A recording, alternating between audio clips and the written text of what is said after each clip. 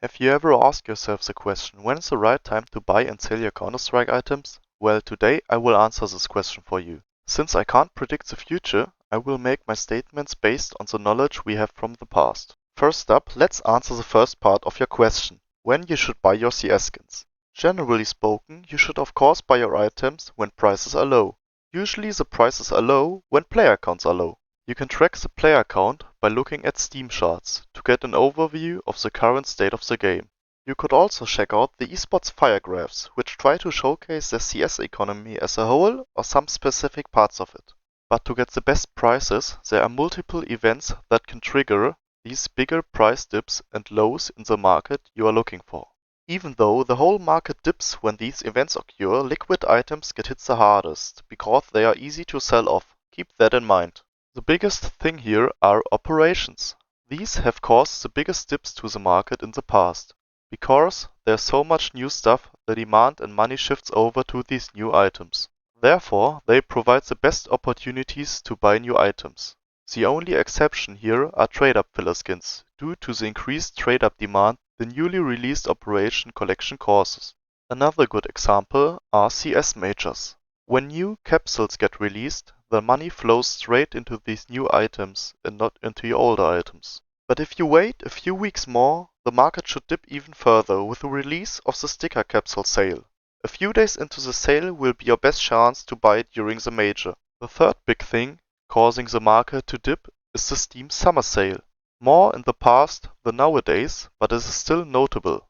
The only difference here is people do not sell the liquids to buy new CS items, but new Steam games instead. This event mostly causes the liquid items to dip and don't hit the higher tier items too hard. But the most important thing with the Steam summer sale is that the market does not crash when the sale occurs, but a few weeks prior to the sale. That's really important to keep in mind, because when the sale has already started, it's probably too late to get in. The market stagnates then, usually, and starts rising again over the span of the event. If you are too lazy to keep track of these events, you could also use dollar cost averaging to your advantage. This means you buy items at fixed dates. This could be the first of every month, for example. Because you are sometimes buying low and sometimes buying high, your invested money will form the average. As long as the whole CS market goes up, which it always did over the past years, you will earn some profit along with the whole market. This profit will be of course smaller than if you would just have invested at the events I mentioned, but you also do not have to time the market correctly, which can be quite difficult sometimes. With this being said, I told you when to get in, but what about selling your investments? First of all, I have to say profit is profit. So if you're in the greens, feel free to take profit whenever you feel like. And you should sometimes take profit, because not realized profits can still go down again. Keep that in mind. But there are also some events here that will help you to get more money for your items.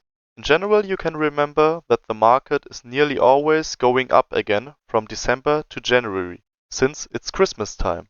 During this time, people are willing to spend more money within all markets we have, and the CS market is one of these markets, of course. Since CS is also big in China these days, this also occurs for the Chinese New Year, which is at the beginning of February.